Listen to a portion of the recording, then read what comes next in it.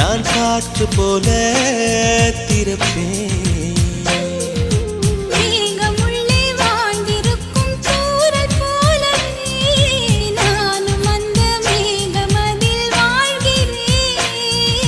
காற்றழுத்தம் போல வந்து நானும் உன்னை தான் முத்தமிட்டு முத்தமிட்டு